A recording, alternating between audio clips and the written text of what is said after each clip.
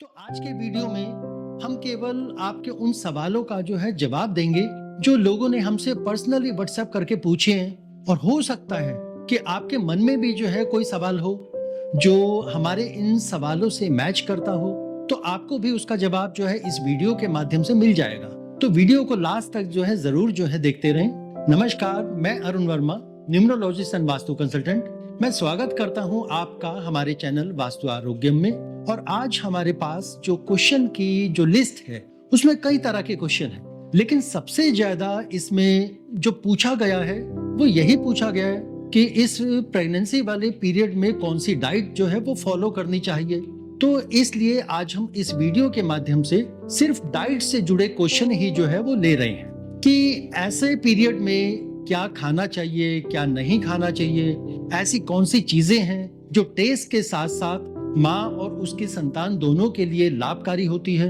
वो सब कुछ हम आज इस वीडियो में कवर करेंगे। तो चलिए इसको स्टार्ट करते हैं। तो सबसे पहला क्वेश्चन जो आया है हमारे पास यह है कि गर्भावस्था के दौरान सही पोषण क्यों जरूरी है। और ये सवाल हमसे पूछा है सुनीता राव ने जयपुर से। देखिए सुनीता जी, सबसे पहले तो मैं आपका धन्यवाद करता हूं कि आपने इस चैनल के ऊपर अपना विश्वास दिखाया और इस क्वेश्चन को जो आपने किया है तो उसकी पूरी जानकारी मैं आपके लिए जो है लेकर आ रहा हूं। देखिए, गर्भ संस्कार के अंतर्गत कई तरह के संस्कार आ जाते हैं जिन्हें आप फॉलो करते हैं, उनका ध्यान रखती हैं, लेकिन इसमें स्वस्थ भोजन को ग्रहण करने का संस्कार वो सर्वश्रेष्ठ और उत्तम माना गया है, क्योंकि भोजन के माध्यम से ही आपको और आपकी संतान को वो सभी पोषक तत्व जो है वो प्राप्त होते हैं जो आपके और आपकी होने वाली संतान के मानसिक और शारीरिक विकास के लिए अति आवश्यक होते हैं। दूसरा प्रश्न हमसे किया है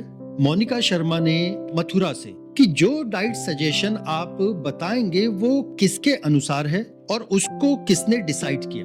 देखिए मोनिका जी, ये डाइट सजेशन जो हम आपको दे रहे हैं ये हमारे आयुर्वेदिक के जो स्पेशलिस्ट हैं और जो डाइट स्पेशलिस्ट हैं ये उनके द्वारा जो है तैयार किया गया है, जो आपकी सेहत के लिए लाभकारी हो सकते हैं। लेकिन देखिए, हर महिला का शरीर अलग होता है, उसके शरीर की प्रकृति जो है वो अलग होती है, इसलिए कोई भी नया आहार शुरू करने से पहले एक बार अपने डॉक्टर की सलाह वो आप जरूर लें।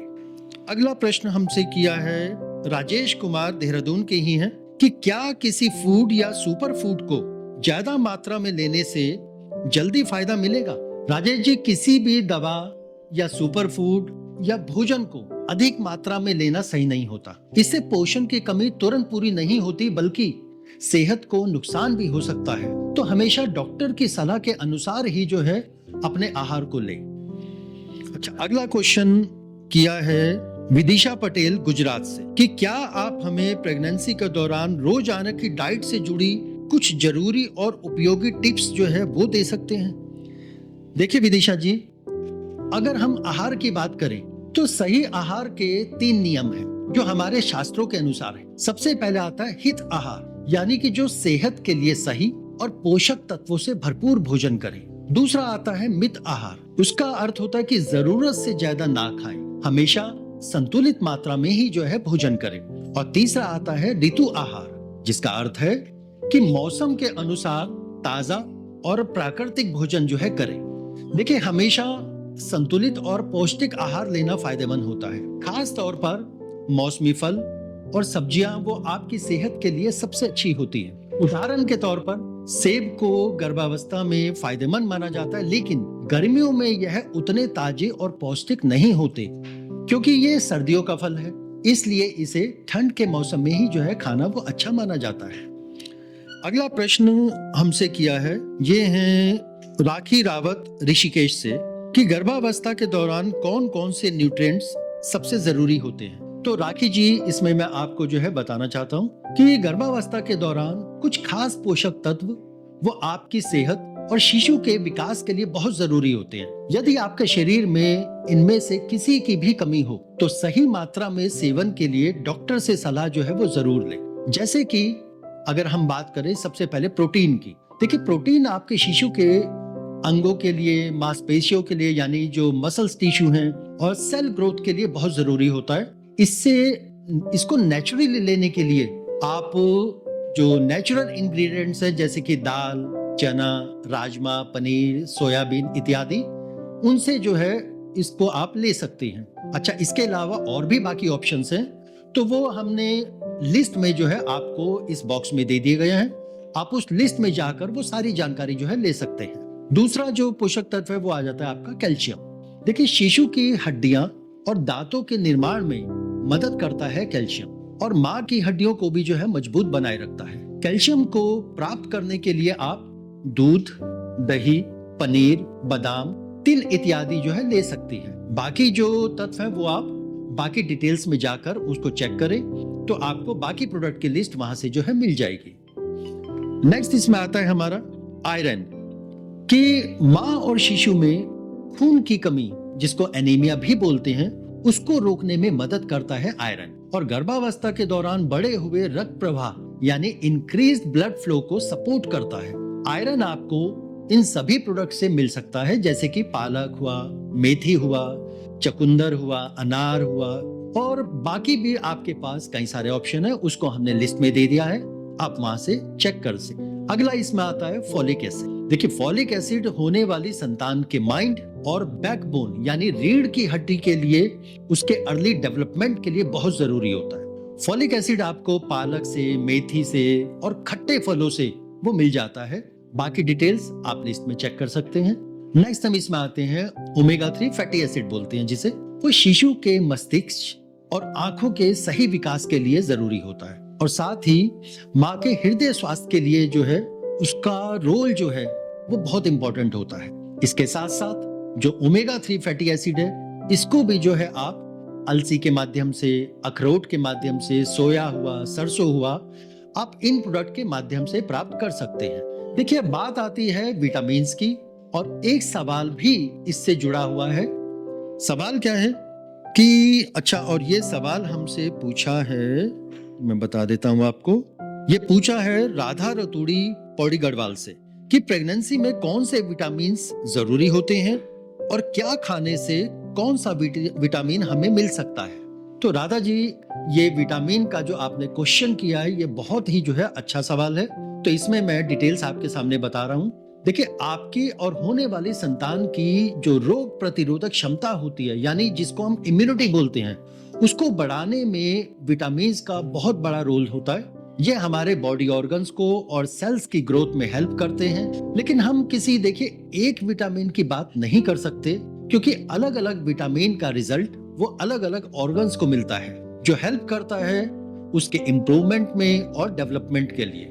फॉर एग्जाम्पल, अगर मैं बात करूं, जैसे कि सबसे पहले विटामिन ए, जो कि आंखों के लिए और इम्यूनिटी के लिए बहुत जरूरी होता है। ऐसे विटामिन बी, जो एनर्जी और ब्रेन डेवलपमेंट में जो है मदद करता है। विटामिन सी, ये आपकी बॉडी की इम्यूनिटी और आपकी जो स्किन की जो अच्छी हेल्थ है उसके लिए जरूरी है। विटामिन डी, ये आपकी हड्डियों की मजबूती और इम्यूनिटी को और स्ट्रॉन्ग करने में मदद करता है। विटामिन ई, ये आपकी स्किन और हेयर ग्रोथ में जो है मदद करता है। और लास्ट में आता है विटामिन के, ये आपकी बॉडी में जो ब्लड क्लॉटिंग होती है उसको नहीं होने देता, उसके ऊपर काम करता है, और साथ ही जो बोन्स की जो स्ट्रेंथ है उसके ऊपर काम करता है। देखिए, जैसे शरीर के अलग अलग अंग अलग अलग कार्य करने के लिए जरूरी होते हैं, ठीक उसी प्रकार से अलग अलग विटामिन हमारी बॉडी के अलग अलग डेवलपमेंट और ग्रोथ के लिए जरूरी होते हैं। अब कौन सा विटामिन आपको कहां से मिल सकता है, इसके लिए हमने पूरी डिटेल आपके इस स्क्रीन के बॉक्स में जो है दे दी है, आप वहां से इसको नोट कर सकते हैं। ये विटामिन माँ और शिशु के ओवरऑल डेवलपमेंट और हेल्थ के लिए बहुत जरूरी है।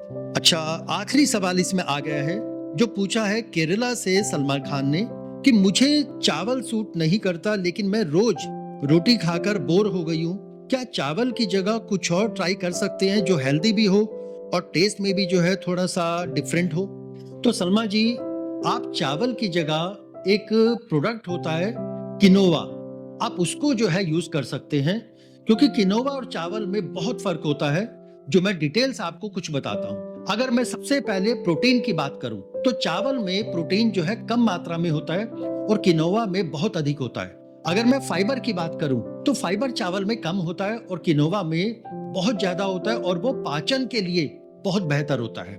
ग्लूटेन की अगर हम बात करते हैं, तो चावल में ये होता है और बहुत सारे लोगों से इसको दिक्कत भी जो है वो हो सकती है, लेकिन जो किनोवा होता है वो ग्लूटेन फ्री होता है।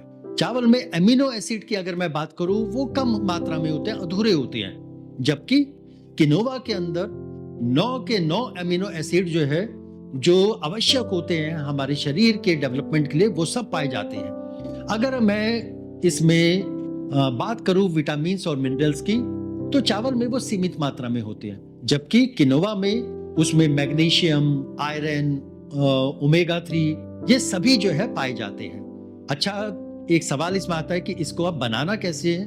बनाना इसको बहुत आसान है। जैसे चावल को उबालकर पकाया जाता है, ठीक वैसे ही किनोवा को भी जो है पकाया जाता है चावल की तरह ही, लेकिन इसका स्वाद में थोड़ा सा जो है वो फर्क होता है। देखिए, इसका जो स्वाद है वो हल्का सा नट्स जैसा होता है, जैसे बादाम का, अखरोट का होता है, और चावल की तुलना में लेकिन इसको थोड़ा सा ज्यादा चबाना पड़ता है।